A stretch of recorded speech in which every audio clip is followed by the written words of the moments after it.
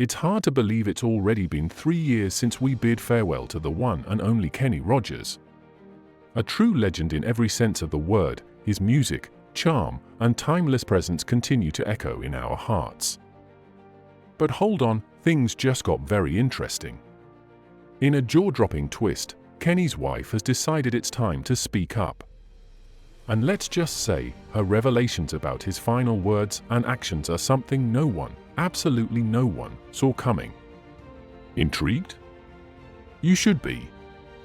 In this video, we're diving deep into an exclusive account straight from the woman who stood by Kenny's side during his final years, Wanda Miller. Yep, his fifth and final wife. Fun fact, the man was not just a country music legend, but also quite the romantic, having tied the knot 5 times. But wait, before we get into Wanda's shocking revelations, because trust me, you'll want to stay for that, we're taking a step back. Let's revisit the extraordinary life of Kenny Rogers. What made him the man he was? And perhaps, what led to the unexpected actions Wanda is now revealing? Buckle up, because this story is equal parts heartwarming, shocking, and downright fascinating. Before the world knew him as a musical legend, Kenny Rogers was just a small-town dreamer, clutching his guitar and figuring out the melodies of life. Born on August 21, 1938, in Houston, Texas, Kenny came from humble beginnings that were light years away from the glittering spotlight of showbiz. His father, Edward, worked as a carpenter, while his mother, Lucille, was a nurse's assistant. Growing up in a federal housing project alongside 7 siblings, Kenny didn't exactly have a red carpet rolled out for him. Yet, in true underdog fashion, Kenny managed to become the first in his family to graduate high school, an early sign of the determination that would one day make him a star. Cue the inspirational music here. Life wasn't easy, though. In his 2012 memoir, Luck or Something Like It, Kenny painted a vivid picture of his childhood struggles. "We were poor people," he wrote, "but living in the projects, we didn't really feel it because we were all in the same boat. Meals were simple: pinto beans, rice, corn, and collard greens, sometimes picked fresh with his mum along the banks of Buffalo Bayou. Talk about making the best of what you have." Faith played a huge role in their lives. Kenny's brother Roy often spoke about the family's unshakable belief that they'd rise above their struggles, while his sister Sandy highlighted the tight-knit community that shaped them. Even country icon Dolly Parton chimed in, saying, "He, like me, was brought up very poor. We understood that world." Imagine Kenny and Dolly, 2 future legends, bonding over shared hardships and Sunday church hymns. But it wasn't just financial struggles that molded Kenny. His father's battle with alcoholism left a lasting impression. Witnessing his dad's struggles during the tough post-WWII years, when jobs were scarce and despair was common, Kenny feared he might inherit a predisposition to addiction. This fear and reflection would later shape many of his life choices and songs. Despite these challenges, Kenny's dreams burned bright. A pivotal moment came when, as a young boy, he attended a Ray Charles concert. Inspired, he decided to pursue music, not just for the art but, as he candidly admitted, for the acclaim and to impress the ladies. In 1958, Kenny formed a doo-wop group, The Scholars, which even scored a regional hit, That Crazy Feeling. But reality hit hard when their Hollywood dreams didn't pan out. Kenny joked that there wasn't a C student in the bunch, and the group eventually dissolved. Not one to give up, Kenny joined the New Christy Minstrels in 1966. However, feeling creatively stifled, he and 3 bandmates branched out to form the first edition in 1967. With Kenny's unmistakable voice taking center stage, the group churned out hits like Ruby, Don't Take Your Love to Town and Reuben James, rocketing them to fame. They even landed their own TV show, Rolling on the River, from 1971 to 1973. Kenny's rise to solo superstardom was just beginning. Over a 6-decade career, he sold a jaw-dropping 100 million records, cementing his legacy as one of music's greatest storytellers. And through it all, he never forgot his roots. A heartwarming example? In the 1970s, Kenny learned that a former neighbor who had once helped him pay rent was $600 short for car repairs. Without hesitation, he sent her $20,000 along with a note saying, "Thank you for helping me when I needed it." That's Kenny for you, a man whose generosity matched his talent. From soulful ballads that tugged at your heartstrings to gripping story songs that made you think, Kenny described his music best: "Every song I record falls into one of two categories, either the sweet ballads every man wishes he could say and every woman wants to hear, or the story songs with deeper meaning." And that's what made him unforgettable. Kenny Rogers wasn't just a star, he was the storyteller who turned life struggles and triumphs into timeless songs we'll cherish forever. In a 2012 interview, Kenny Rogers shared the deeply personal stories behind some of his most iconic songs. Take Reuben James, a 1969 hit by Kenny Rogers and the First Edition. It told the poignant story of a black man raising a white child, an unusual narrative for its time, showcasing Rogers' ability to blend social commentary with music. Then there's Ruby, Don't Take Your Love to Town, a haunting ballad about a wounded war veteran confined to a wheelchair, painfully witnessing his wife's nightly escapades. Written by Mel Tillis, the song carries a raw emotional punch, especially with lines like, "And if I could move, I'd get my gun and put her in the ground." Rogers' voice brought these lyrics to life, weaving heartbreak and helplessness into every note. Kenny's eclectic musical style reflected his diverse upbringing, but his relentless dedication to his craft often came at a cost, especially in his personal life. The Marriages, a journey through love and loss. Rogers walked down the aisle 5 times, each marriage marked by its own story of love, struggle, and eventual heartbreak. At just 19, Kenny married Janice Gordon after discovering she was pregnant with their daughter, Carol. While he truly loved her, Janice's parents disapproved, believing Kenny had ruined her life. Their interference ultimately drove the couple apart. Kenny later admitted he regretted how things ended, especially the painful decision to have no contact with his daughter. His second marriage, to Jean Rogers, was childless and fizzled out as boredom set in. "We both got bored," Kenny admitted simply. Margot Anderson, his third wife, brought more excitement into his life. They had a son, Kenny Jr., and enjoyed 9 happy years together before things turned sour during the last 3 years, largely due to Kenny's grueling touring schedule. With his fourth wife, Marianne Gordon, he had another son, Christopher. Their 1993 divorce, however, made headlines not just for its emotional toll, but also for its $60 million settlement. Surprisingly, Kenny bore no bitterness, saying Marianne deserved every penny for standing by him during the lean years before his solo stardom. Dolly Parton and the rumored affair. Amid all this, rumors of a secret romance between Kenny and Dolly Parton fueled tabloid headlines for decades. Their undeniable on-stage chemistry and playful off-stage banter kept fans guessing. Kenny once confessed they had been teasing and flirting with each other for 30 years, fueling speculation. Dolly, ever the candid storyteller, clarified their relationship in 2017, "We were almost like brother and sister." She added with a smile, "There are different kinds of soulmates, and Kenny was one of mine." Kenny, for his part, cheekily admitted he avoided romance with Dolly to keep the sparks alive, joking that tension was better left unresolved. Even Marianne, his fourth wife, dismissed any jealousy. "I never felt uncomfortable at all," she said confidently, knowing Kenny's heart. Love finally found Wanda Miller. After 4 marriages, Kenny wasn't in a rush to settle down again. But fate had other plans.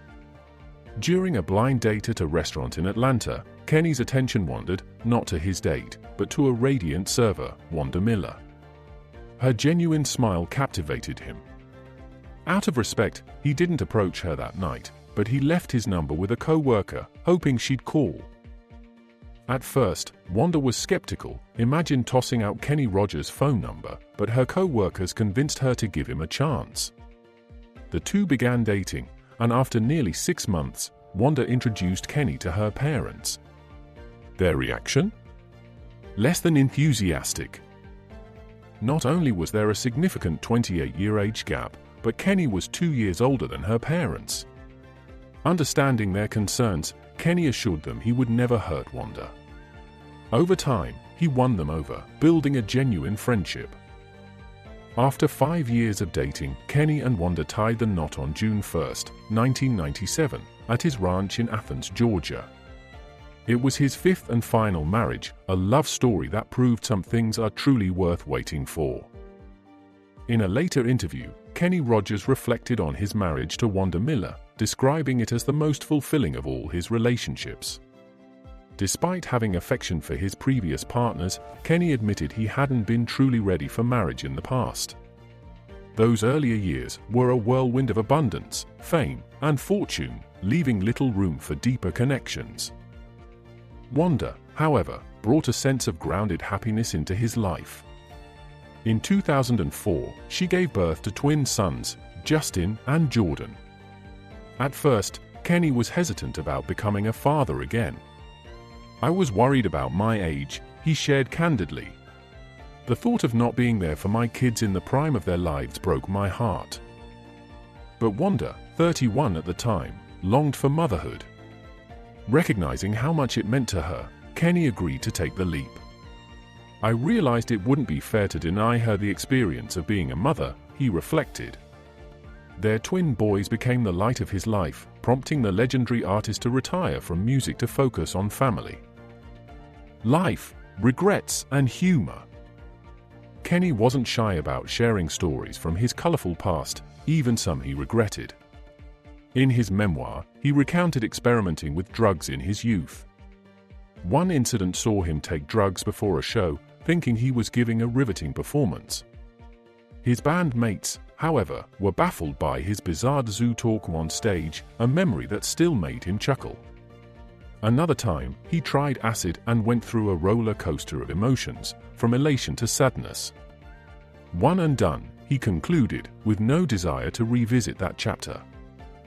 One of Kenny's biggest regrets, however, was a plastic surgery decision. Hoping for self-improvement, he trusted a top surgeon who had a particular vision for his appearance.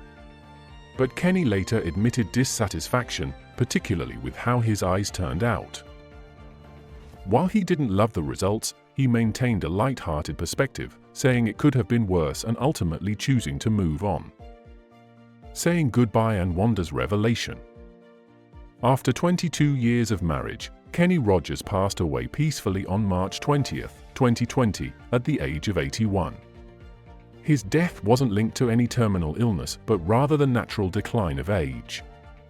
Due to the pandemic, his funeral was a small, private affair, but the loss was felt deeply by fans and loved ones alike. Among those hit hardest was his dear friend and duet partner, Dolly Parton. "It felt like a shockwave," she said, grieving the loss of her longtime friend and collaborator. In the years following Kenny's passing, Wanda Miller has opened up about her life without him. She shared how much she misses everything about him, the love, the support, his touch. She described their final days together as simple and tender, spent watching movies and sharing Kenny's favorite treat, vanilla ice cream with chocolate sauce. One poignant moment came from their son Justin, who comforted his mother with a heartwarming perspective. "Mom, one thing about Dad passing away at home, his sweet spirit will be here forever." Wanda wholeheartedly agreed, finding comfort in the thought. The Redbirds and lifelong bonds. Since Kenny's passing, Wanda has found solace in the appearance of little red birds, which she believes carry messages from her late husband. They often land on her balcony or peer through the windows, offering her a sense of connection to Kenny's spirit. She's also leaned on the enduring friendships Kenny cultivated. Lionel Richie, one of his dearest friends, checks in with Wanda regularly. "He's like a brother with the biggest heart," she shared, appreciating the lifeline of warmth and support. Through it all, Wanda continues to cherish the memories and the legacy of the man she called her soulmate, celebrating the extraordinary life they shared. In the 3 years since Kenny Rogers' passing, Wanda Miller has been on a heartfelt journey of grief, healing, and preserving her late husband's legacy. Recently, she compiled an album titled Life is Like a Song, featuring tracks Kenny recorded between 2008 and 2011. Wanda believes the album would have made Kenny proud, as his music had a rare ability to express what every man wanted to say and every woman wanted to hear. Among the songs on the album is Goodbye, penned by Kenny's close friend Lionel Richie, a poignant reminder of their enduring friendship. Kenny's final wish for Wanda. Despite the immense heartbreak of losing Kenny, Wanda shared in an interview that she's found a way to move forward, and in the most surprising twist, it was Kenny himself who encouraged her to do so. Knowing he was 28 years older, Kenny often acknowledged that Wanda might outlive him. In a deeply moving moment, he urged her to embrace life and love even after his departure. "I'm not going to live forever," he had told her. "I want you to be happy. You're young, and I want you to have a full life past me." Those words, spoken with love and selflessness, became a guiding light for Wanda after his passing. Though it was a difficult conversation at the time, Kenny's forward-thinking perspective allowed her to open her heart to the possibility of happiness without guilt. A new chapter in love. Now, 3 years after Kenny's death, Wanda has found love again. She sees this as a fulfillment of both her and Kenny's wishes, not only for her own happiness, but also to show their twin sons, Justin and Jordan, that life and love can evolve even in the face of loss. "Kenny gave me his very best," she shared, "and he wanted me to move on and be happy." That's a really big man to be able to say those words and mean them. The journey wasn't immediate. Wanda credited friends, including one connected to Kenny, for introducing her to someone special. The introduction came with wise advice: if you don't date each other, you'll be friends forever. Starting as friends, the relationship gradually blossomed into love. Wanda found comfort in the qualities her new partner shared with Kenny, such as his leadership and positive energy. Her new partner also reassures Justin and Jordan, saying, "I'm not your dad. No one will ever take the place of your dad, but I'm here as your friend forever." Honoring Kenny's memory. Wanda makes it clear that her new chapter in life doesn't diminish Kenny's legacy. In fact, it honors the love and happiness he wanted for her. "Kenny was an irreplaceable figure," she said, "and no one can ever take his place. His charisma, talent, and kindness made him one of a kind." Wanda's ability to embrace a new beginning isn't a betrayal of Kenny's memory, but a testament to the profound connection they shared. She continues to honor his wishes by living fully and teaching their children that love is resilient, even in loss. What do you think? Isn't it inspiring to see love and life move forward while preserving such a cherished legacy? Share your thoughts below.